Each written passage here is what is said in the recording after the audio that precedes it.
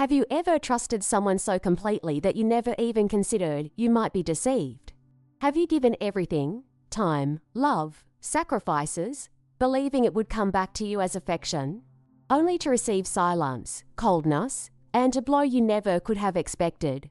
Today's story is about a mother who did everything for her daughter. She raised her, protected her, gave up her own dreams to see her daughter follow hers. But a short, curt phone call received while she was waiting for. The results of a test changed everything. No time for questions, no room to react. Only the realization that what was hers was no longer. This isn't just a story about possessions or betrayal. It's about boundaries. About how, sometimes, love needs firmness so it doesn't become abandonment. And perhaps, upon hearing what this mother endured, you'll start looking more closely at those around you. Before it's too late. My name is Clara Mendoza. I'm 68 years old, and until recently, I thought I knew my daughter well. I've been a widow for over a decade, and since my husband passed away, my life has been divided between books, memories, and the constant attempt not to feel alone. I was a literature teacher for 37 years, and perhaps that's why I have this habit of searching for hidden meanings in every silence, in every gesture. I live in Lima, in a modest neighborhood, and whenever I can, I escape to the little beach house my husband left me in Punta Negra. It's my refuge. There, the breeze smells of the past, and the days feel lighter. That day, everything seemed normal. I was sitting in the waiting room of the clinic, reading for the third time a passage from Tolstoy's The Death of Ivan Ilyich. It's funny how we return to the same books looking for new answers. It was just a routine appointment, one of those tests that age demands. My cell phone rang, and when I saw my daughter's name on the screen, my heart warmed for a moment. Valeria rarely called, lately. Our conversations had been reduced to quick messages. I'm fine, no time now. I'll call you later, I answered with a smile, thinking maybe she missed me.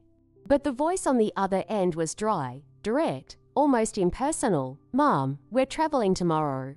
Your beach house and your car have already been sold. Bye. And then silence. I stood there, phone in hand, unable to react. I felt as if the ground had vanished beneath my feet, as if someone had hit mute on the world. I looked around, and no one noticed a thing. People continued flipping through magazines, fiddling with their phones, living their routines. Only I seemed to have been ripped from a safe place and thrown into an abyss. I spent the next few minutes trying to process what had just happened. I called back, once, twice, 3 times, nothing, no answer. I left the clinic without taking the test, walked like a sleepwalker to a taxi, and went straight home. During the ride, the phrase echoed in my head like a sick mantra, they have already been sold. I asked myself, sold by whom? When? How? That house was in my name, the car, too, or was it no longer? I began to tremble, not with anger, but with fear. Fear of discovering that, out of love, I had given everything away without realizing it. When I got home, I sat on the living room sofa without turning on the lights. I stayed there, quietly staring into space, phone still in hand. My fingers hurt from squeezing the devices if it might give me an answer. Valeria's photo as my lock screen stared back at me like a silent taunt. It was an old image of her at about 8 years old, wearing a white dress she'd chosen for her school recital. Why was I still using that photo? Perhaps because, deep down, I clung to the idea that that girl still existed somewhere. But now, I wasn't so sure. The first thing I did was open the desk drawer and look for the papers. Deeds, car documents, anything that would prove everything was still mine. It was all there, but something bothered me, one detail. A few months earlier, Valeria had asked me to sign some papers for bank updates and regularization of old documents. Of course I signed. I trusted her. She was living abroad and said she needed to handle notary matters while she was here. I never imagined she was preparing the ground for this. The thought made my mouth taste metallic, a nausea mixed with regret. I stayed up all night, replaying every conversation, every gesture, every moment of the past years. When had she truly distanced herself? When had my daughter become this woman capable of something so cold, so calculated? Was I blind, or, in trying to be the perfect mother, did I ignore all the signs? Julian, her husband, had always been too polite to me, but the kind who never makes eye contact. A courteous man, but distant, as if silently evaluating whoever stood before him. And what if this had all been his idea? The next morning, I called the lawyer who'd managed the family's assets since my husband died, an elderly man, but lucid and upright. I explained the situation, my voice choked with emotion, and asked him to review everything he could, documents, records, any possible alterations.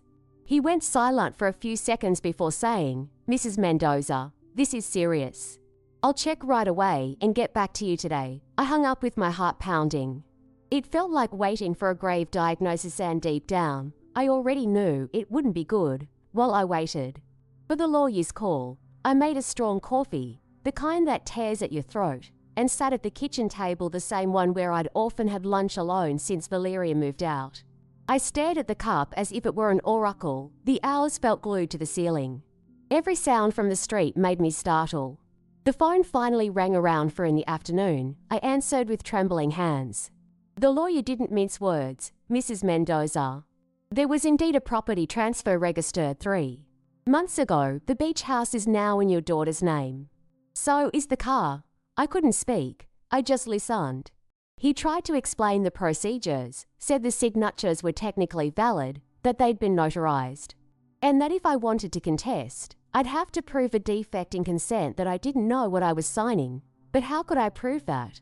How do you convince someone that your own daughter orchestrated a blow against you, with calm and cold blood, using your trust as a weapon? The call ended with him promising to call me the next day with legal options. But at that moment, the legal aspect hurt the least. I went upstairs to my bedroom and closed the door gently. I sat on the edge of the bed, staring at the closed wardrobe as if inside it were answers, not clothes. Part of me wanted to scream, break everything, call Valeria and tell her what she deserved to hear. But the other part, the part that was still a mother, could only silently repeat, "Why? Where did I go wrong? Is loving too much a mistake? Did she think of me when she made that decision? Or was I just a convenient obstacle to be cast aside?" That night, I dreamed of my husband. In the dream, he sat on the beach house veranda, wearing that faded blue shirt he used when he wanted to relax. He said nothing, just looked at me serenely, as if knowing something I hadn't yet understood. I woke with tears in my eyes. I stared at the dark ceiling and whispered, "If you'd been here, this wouldn't have happened." But he wasn't, and I had to learn to deal with this alone. The following day, I didn't have coffee, didn't turn on the TV, didn't open the window. I simply put on my most discreet clothes, tied my hair back, and left. I went straight to the notary office where, according to the lawyer, the documents had been registered. I brought my ID, the old papers, and requested access to the records. The clerk was helpful, but looked at me with that mixture of pity and curiosity, as if she'd heard this story before, only with different faces. She handed me the certified copies. My name was there, next to Valeria's, in cold type, as if our bond could fit in a form field. I flipped through each page with icy hands. Then I saw it. The notarization was genuine. But the wording, I didn't remember ever reading that. The terms were technical, filled with words I would never have missed if I'd been in my right state of mind. I signed in trust. Like someone signing a love note, not a sentence, it felt like. I'd been betrayed by my own reflection, as if my love had turned against me, pushing me into an abyss. I left the notary with the papers in my bag and a hole in my chest that felt bottomless. Back home, I decided to try once more. I called Valeria. To my surprise, she answered. Her voice was hurried, impatient, as if dealing with a technical glitch. She said only, "Mom, I'm at the airport. I can't talk now." And I replied, with a calmness I didn't know I possessed, "I don't want to stop you from anything. I just want to understand why you did this." There was a short, cutting silence. Then she said without hesitation, "It was best for everyone. Mom, you didn't need the beach house anymore, and the car. You barely used it. We decided that word hurt more than anything else." I hung up without another word. There was no shouting, no crying, just emptiness. I sat for hours, reliving the conversation on loop. How can someone decide for you what you need or don't need, as if the value of something lies only in its use, not in the memories, affections, the silences it holds? It was then that I realized what I had lost wasn't just assets, it was part of me. A part that trusted, that gave without measure, and now it had gone away with the last suitcase my daughter wheeled through that airport. That afternoon, I sat in the living room armchair with a cup of tea in my hands. It was an old custom, inherited from my mother, who always said tea was company when silence hurt. But that afternoon, not even the tea warmed me. I looked at the portrait on the shelf Valeria at about 5 years old, her eyes shining after receiving a used bicycle at Christmas. That sparkle, I still saw it sometimes, but now only when she talked about money, plans involving more status, more control. I don't know when that changed, or maybe I never realized it was always that way. I began to go through old folders, seeking more clues, more hints of what I might have let slip by. I found letters from my husband, scribbled by hand, full of advice I at the time thought exaggerated. Protect what's yours, Clara, even love needs vigilance. I'd kept those words out of politeness today. I understand they were warnings. My mistake was believing that blood alone guaranteed loyalty. And at that moment, I realized I was utterly alone. No husband, no daughter, no beach house, no car. Only my innocent signature etched on paper that took everything from me. The decision I had to make seemed enormous: sue my own daughter, expose her, or simply swallow it as yet another inevitable pain of life. I called the lawyer again, asked him to proceed with the judicial challenge. I will not remain silent, I said. Even if I don't recover anything, I want it on record. I want her to know she can't trample over me as if I were a doormat. For the first time in days, I felt my voice firm. And it was strange to realize that, amidst the helplessness, a strength I thought long gone was back. That night, I didn't sleep, but it was different. Not insomnia born of despair, it was the insomnia of someone who had decided. I recalled the books I taught, the quiet heroines who persevered even when they seemed defeated. Perhaps I was one of them now, and I thought, if she believed I would accept everything in silence. She forgot who I was before I became just Valeria's mother, and this woman here still knows how to fight. The next morning, I went to the real estate office that supposedly handled the sale of the beach house. I used my maiden name, wore simple clothes, and inquired as if I were interested in properties in the area. The clerk was kind, and with little prompting, pulled up a record in the system. As soon as he said, this was sold recently by a young lady, Valeria Mendoza, I knew everything. I saw the price listed far below market value. My stomach churned. She hadn't just sold what was mine. She'd made sure to do it quickly and cheaply, as if she wanted to be rid of it. I returned home by bus, watching the city that always seemed familiar, but that day felt strange. Every street, every intersection, every newsstand seemed to whisper, "You've grown old, Clara." And now the world moves on without you. But I refused to feel obsolete. I refused to see myself as a burden carried until a place was found to drop me off. I still had my mind, I still had strength, and I still had something more valuable than any possession, the certainty of who I was. That's when I began writing a letter not to Valeria, but to myself. I wrote everything, from her birth, the sleepless nights, the carefully planned birthdays, the books I read to her in bed, the bus rides to pay for her college, the notes left on the fridge. And then, the silences, the signature requests, the absences disguised as busyness, the empty calls, the hurried phrases. It was like assembling an inverted puzzle. The more pieces I fit, the more I saw what I had lost. But I also saw what I refused to lose. My own dignity. At the end of the letter, a sentence came out without thinking, as if from somewhere deeper than me. I understand, daughter. But you forgot one thing. I still exist. I tucked that letter inside my favorite book, between the yellowed pages of 100 Years of Solitude. I closed the book with both hands, as if sealing a pact. From that moment on, everything I did would be for me, for myself, no longer for her. And that was the first time in many years I truly felt alive. The next day, I went to visit an old friend, Luz Miller, whom I hadn't seen in years. She lived in Callao and was the type to put coffee on the table and advice in our faces. When I opened the door and she saw me, she asked nothing. She just hugged me tightly, as if sensing something had broken. We sat in her kitchen, and I told her everything, no embellishments, just the raw truth. She listened in silence and, when I finished, held my hand and said, "You won't die from this, but you will be reborn differently." Those words stayed with me the rest of the day. I returned home and began to look at my space with new eyes. It was a modest apartment, but it was mine, still mine.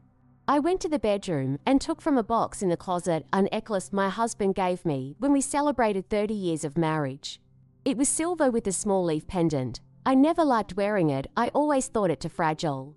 But that night, I put it around my neck. It wasn't just a piece of jewelry, it was a reminder I had faced losses before, and I was still here.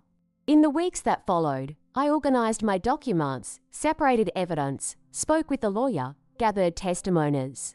A neighbor, Mrs. Theodora, confirmed she saw me hand over papers to Valeria without reading them.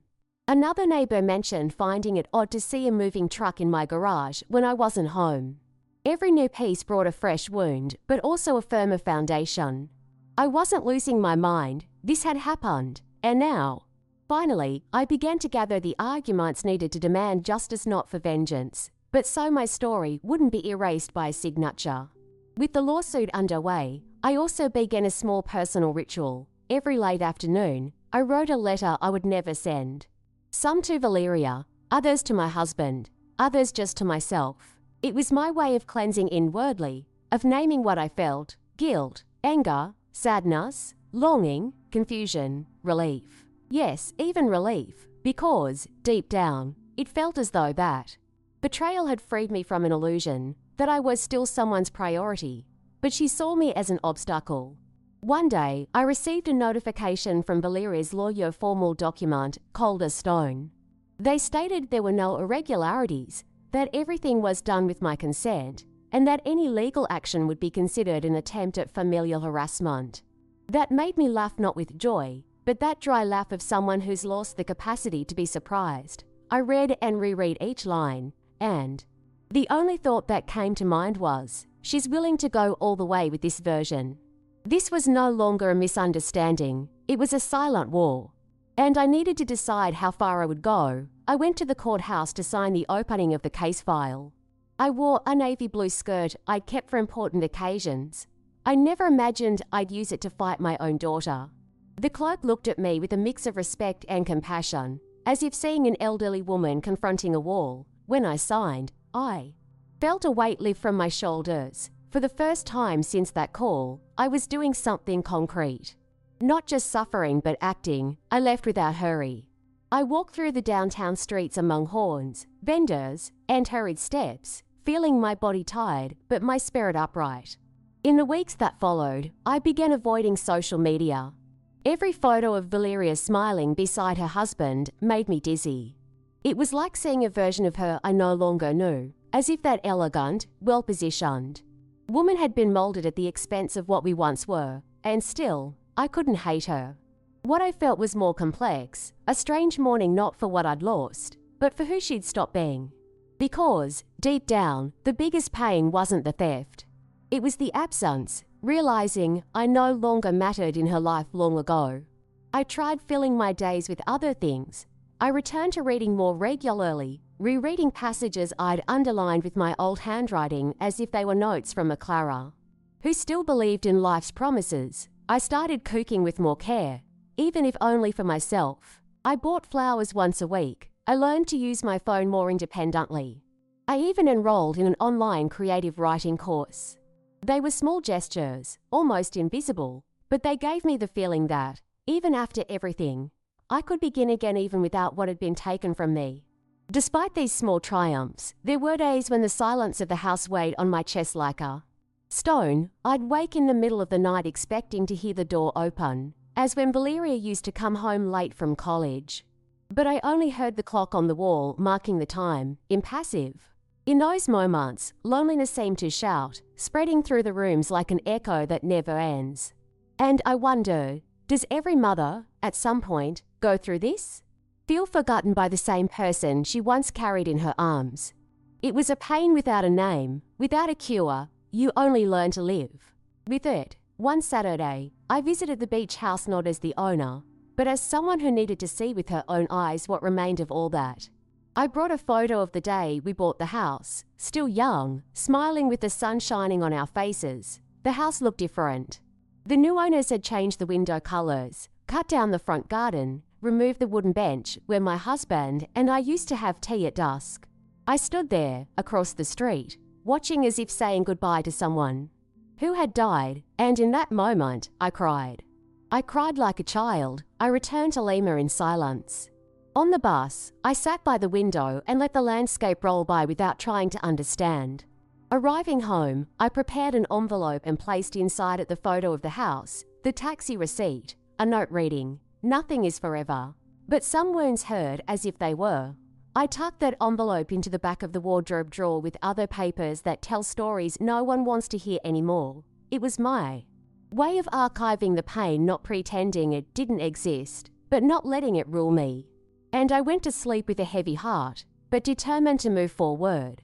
Some weeks later, I received a letter from the court. The hearing had been scheduled.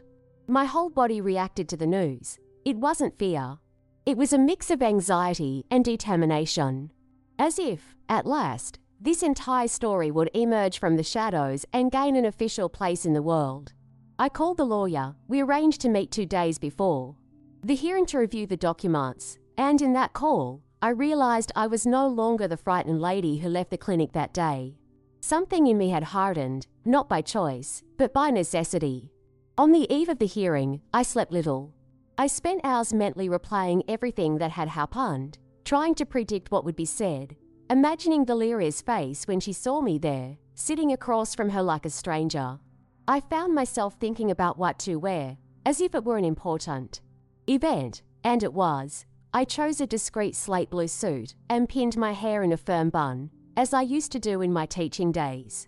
It wasn't vanity, it was a way to protect myself, to remind myself that I was still a whole woman, even if they tried to dismantle me.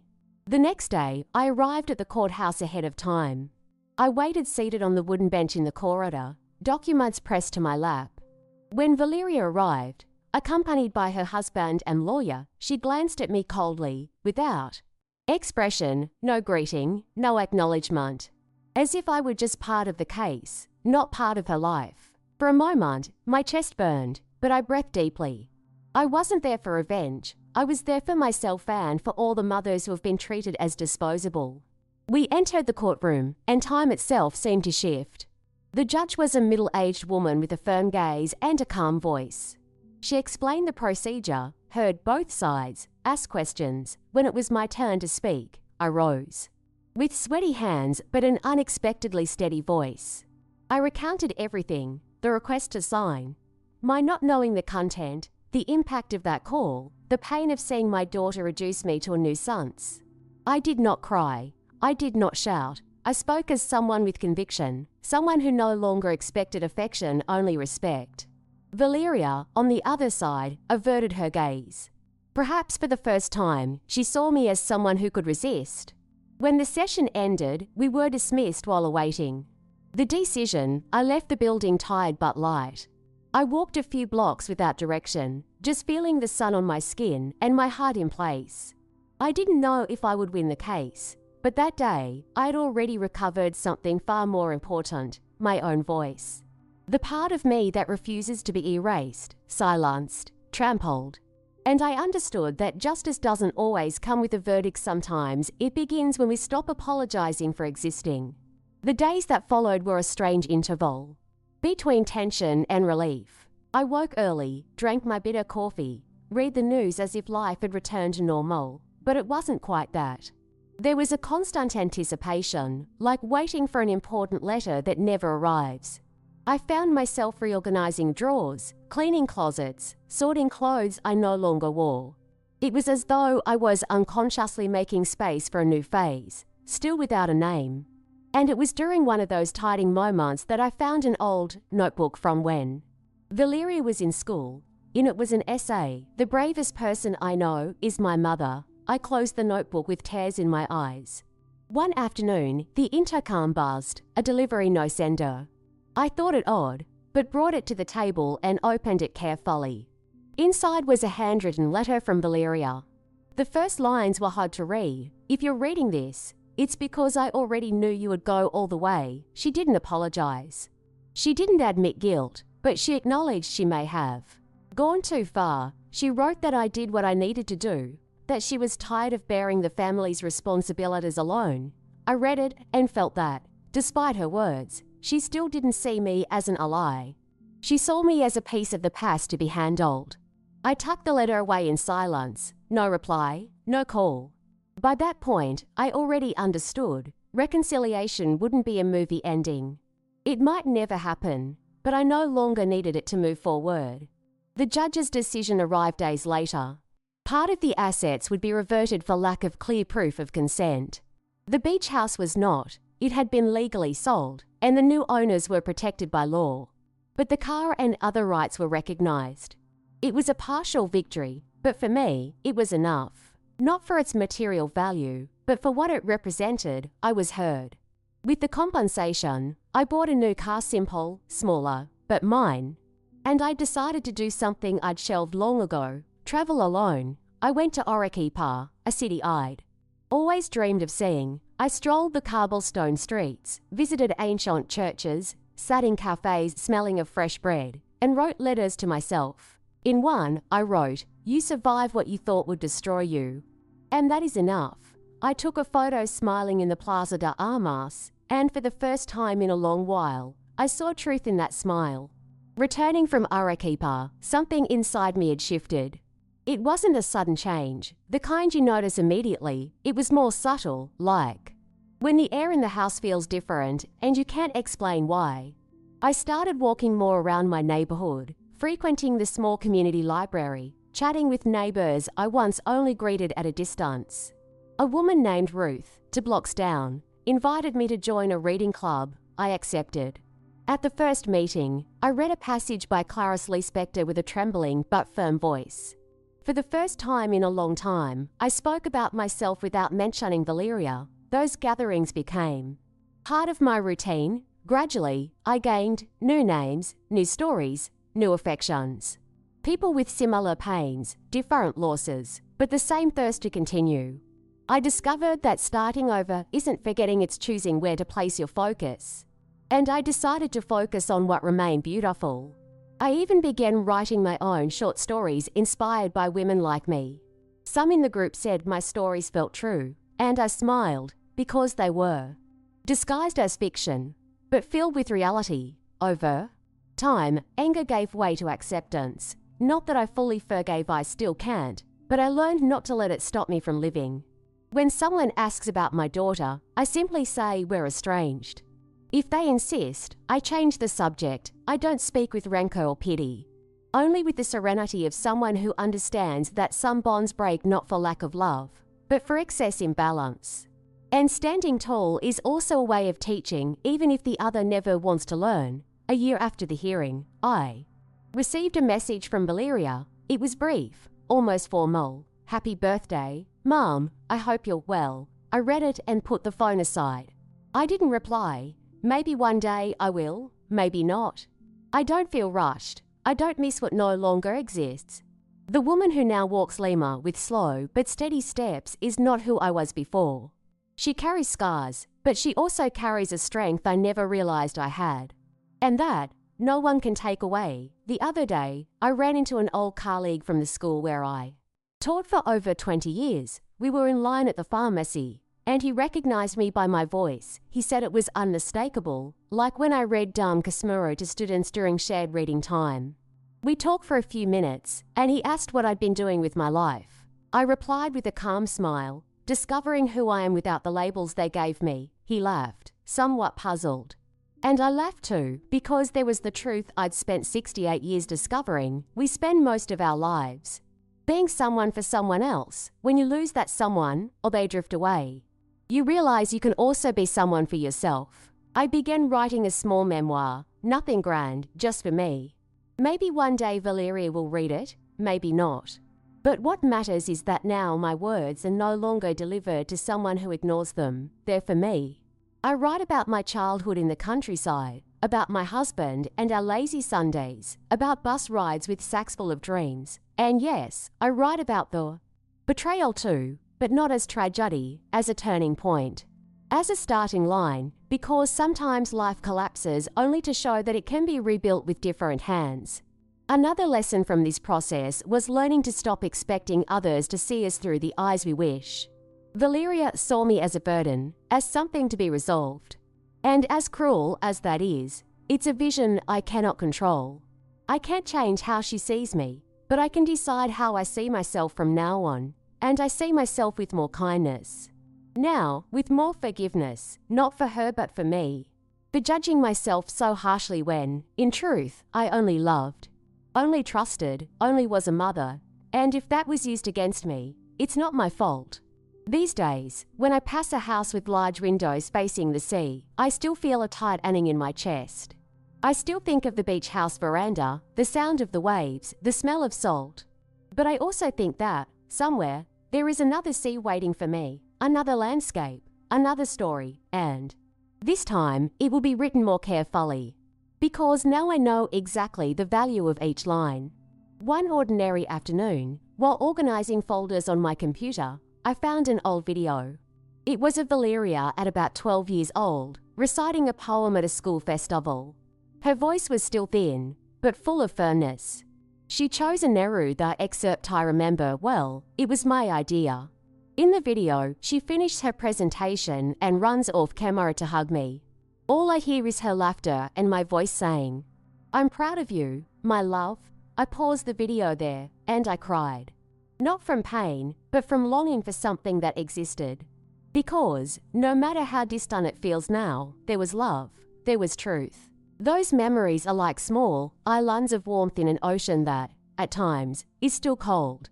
But they serve to remind me that not everything was deceit. And that the love I gave, even if badly repaid, continues to be part of what makes me who I am. That's why I never allowed myself to harden completely, because I know there are mothers out there living the same as I did, in silence, with guilt, thinking they were weak. But they weren't. We are many. And we are strong, even when no one sees, even when no one acknowledges.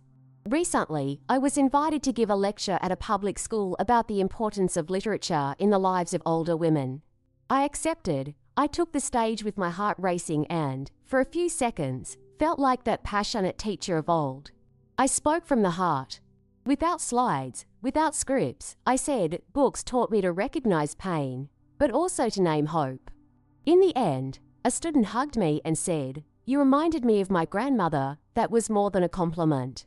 It was a return, a bond that, even without blood ties, is possible to build. Now I sleep with the windows open, the breeze comes in, and I no longer curl away. The silence of the house no longer threatens me, it cradles me. I've placed new portraits on the shelf, friends, reading club, colleagues, photos of me in Arequipa. Valeria's photo is still there, but now behind another frame. Not hidden, just in its proper place in the past, where it belongs. I don't know if she will return one day, but if she does, she will find a different mother, one who no longer begs or waits. One who knows her worth and will never let anyone say otherwise. Another habit I've taken up is writing little phrases and sticking them to the refrigerator. Sometimes they're book passages, other times, my own thoughts. One of the first I posted said, "Trust, once broken, doesn't mend, it is replaced by presence." And that is what I have sought, to be present for myself. Instead of trying to return to what was, I'm learning to feel the now with more truth. At first it felt forced. But today, that presence has become routine. I look in the mirror with more gentleness. I don't demand so much of myself. And, above all, I don't shrink to fit anyone else's affection. Not long ago, I was invited to join a group that writes letters to elderly people in abandonment. I found it symbolic. I, who was left behind by the one I loved most, now writing to those who may no longer be remembered. But I accepted with joy. Writing to them is like writing to parts of myself. In each envelope goes a piece of my story healed, rebuilt. And when I receive replies written with trembling hands, full of errors and emotions, I feel alive, useful, whole, as I haven't felt in a long time. In one of those letters, a man named Ernesto wrote, "Thank you for not forgetting us." I never thought a letter could make me feel human again, and I cried, because that's it. In the end, everyone just wants that, to feel seen, remembered, respected.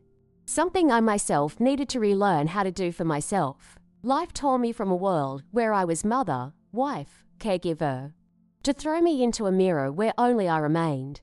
But today I understand that lonely reflection was, in fact, an invitation, a call to return to myself, and that is why, when I see women carrying heavy bags in the street, I offer help. When I see someone too quiet on a park bench, I sit beside them. When I hear neighbours complaining of loneliness, I invite them for tea. I am no one's heroine. But I discovered that the path to healing sometimes passes through caring for others. And, without realising it, I built a new network, a new family, not of blood, but of presence. And today, I know, even when everything is taken from us, we can still choose with whom to build what comes next. The other day, I received an unexpected call. It was my nephew's wife, the one I only saw at year-end gatherings and exchanged few words with. She said she'd heard about the story, she was very sorry, and she was organising monthly gatherings among the women in the family to restore bonds. "You are important to us, Aunt Clara," she said. I was silent for a few seconds. I hadn't expected this. I didn't know if it was too late for such an attempt, but I thanked her. And I went. I brought a lemon pie and a handkerchief in my pocket, just in case, because sometimes pain still appears unannounced. At the meeting, amid laughter and memories, someone commented, "We only start to truly value someone when we see them get up off the ground." That stuck with me for days. Perhaps, without knowing it, my story was serving as a mirror for others. Perhaps my pain had become a bridge. And it's strange to think that something so hard can produce something so beautiful. But today, I accept that the two can coexist.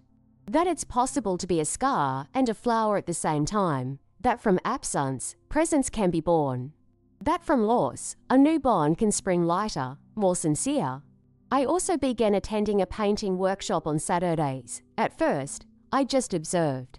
I was afraid of the brush, as if it were a judgment. But gradually, I tried. My paintings aren't beautiful, but they're mine. One of them, I painted with shades of blue, brown, and gold. I called it Silent. Tempest. It depicts a woman walking alone on a beach, with a stormy sea behind her. When I showed it to the teacher, she said, "It looks like someone who learned to move forward even with the wind against them." I smiled. I said nothing.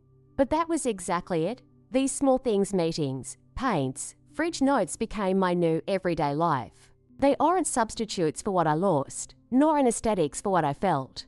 But they are, little by little, bricks in the construction of a new home within me. A home where I can enter barefoot, sit on the floor, and be who I am. Without fear of disappointing, without fear of losing. Because now I understand. Whoever builds shelter inside themselves is never at the mercy of those who lock doors out of convenience.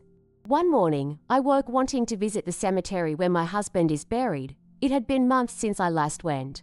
I bought simple flowers, white chrysanthemums, and walked slowly through the cemetery's avenues. I sat on the bench in front of the tombstone and spoke softly, as if he could hear me. "Everything you warned me about happened, my love. But I'm here, standing." I stayed there a long time, recalling our conversations, his advice, the way he always looked at me when I doubted myself. It was a moment of reconnection, of comfort, of a sweet, no longer paralyzing nostalgia. Back at the cemetery gate, I saw a woman sitting alone on the same bench where I used to sit years ago. She held a rose and wept quietly. I approached. Calmly, without saying a word, I simply sat beside her. After a while, she looked at me and said, "Losing someone is like having no ground under your feet, isn't it?" And I replied, "Yes, but over time, you learn to walk on air." She gave a weak smile. And it was there that I understood once more that shared pain creates bonds that dispense with any formality. We healed a little together that morning. Today, when I think of Valeria, I no longer feel anger. I feel distance, a distance that is not Only physical, it's a vision, of values, of choices. I don't know if one day she will understand what she did. Maybe yes, maybe no, but it is no longer my role to wait for that. My role now is to care for what remains, and what remains is me. Whole, despite everything, reconstituted, with new cracks, yes, but firm on its foundations. And that no document, no betrayal can ever be taken from me.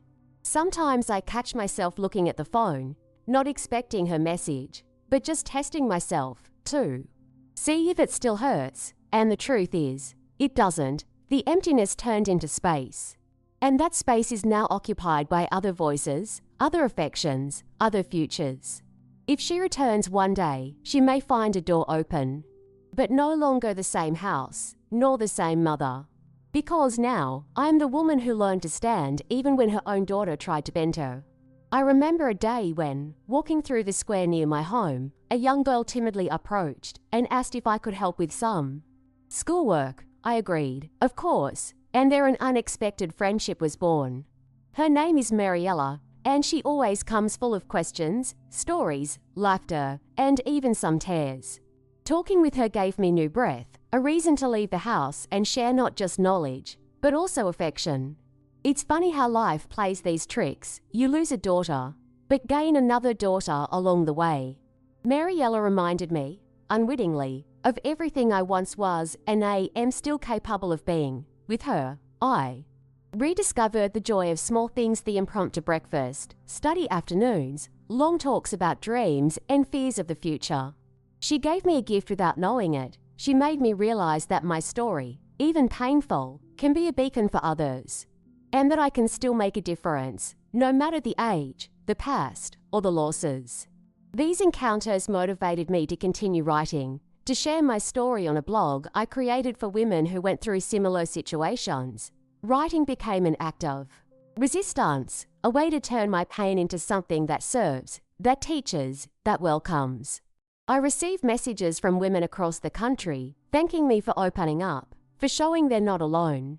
It's a circle of affection that strengthens me and that I never imagined I'd build. Today, when I look back, I see the path I've traveled as one of struggle and learning. The loss of my house and car was only the beginning of a much greater transformation. I learned that trusting is not synonymous with weakness, and that protecting oneself is also a form of love. Today, I love myself with more firmness and respect. And that is enough to move forward, day after day, with the certainty that I can still write many chapters of this life. One night, before sleeping, I picked up my old diary, the one I started writing when Valeria was little. Flipping through those pages was like reliving a time when everything seemed possible. I remembered the fears, the joys, the plans I made for our lives. Those words, written in shaky but hopeful handwriting, made me realize how much I'd grown and that, despite the blows, I hadn't lost the essence of the woman I always was. This feeling of continuity gave me strength to face the future without fear. I began planning small trips, personal projects I'd only kept in my head. I wanted to visit places my husband always dreamed of, but I never had the courage to go alone. I wanted to meet new friends, new stories, new reasons to smile. It was as if a door had opened, and I had decided to walk through it without looking back. Now, my home is filled with photos, some old, others recent, that tell my journey. Each image is a reminder of what I went through, what I survived, and what I achieved. They are marks of a rich life, even when full of losses. And more than that, they are proof that there is still beauty in the path, even when it is difficult. I conclude this account with the certainty that, no matter how violently the world tries to knock us down, we can always find the strength to rise again. My story is about pain, yes, but also about resilience, self-love, and hope. If you're reading this and feel you're in the midst of a storm, know that the light may be closer than you think. You just have to believe that, even in a silent tempest, the journey continues. I learned that forgiveness, when it comes, doesn't have to be for the other person. It can be for ourselves, to release the weight we've carried for so long, and that there is no timeline for healing. Everyone finds their own rhythm. The important thing is not to give up searching. Today, I no longer fear solitude. I've learned that it can be a companion that strengthens us, that shows us what truly matters. And that self-love is the foundation of all other forms of love we hope to receive. If I could give advice to anyone going through what I went through, I would say, take care of yourself first. Listen to your inner voice, the one that knows what's best for you, even when everyone else tries to convince you otherwise. And finally, I leave my gratitude to everyone who read my story. May it serve to illuminate paths, open eyes and hearts. Because, despite the storms, we are capable of picking ourselves up and writing new chapters with courage, dignity, and love. If this story touched you in any way, tell me in the comments what you felt or if you've ever experienced something similar. Sometimes, sharing what we carry lightens the weight on our heart sand. Here we understand each other without judgment. If you know someone who needs to hear this, share it with them. It may be that, just like you, they too will find some comfort and strength in these words. And if you want to follow more real stories, full of humanity and truth, stay with me here.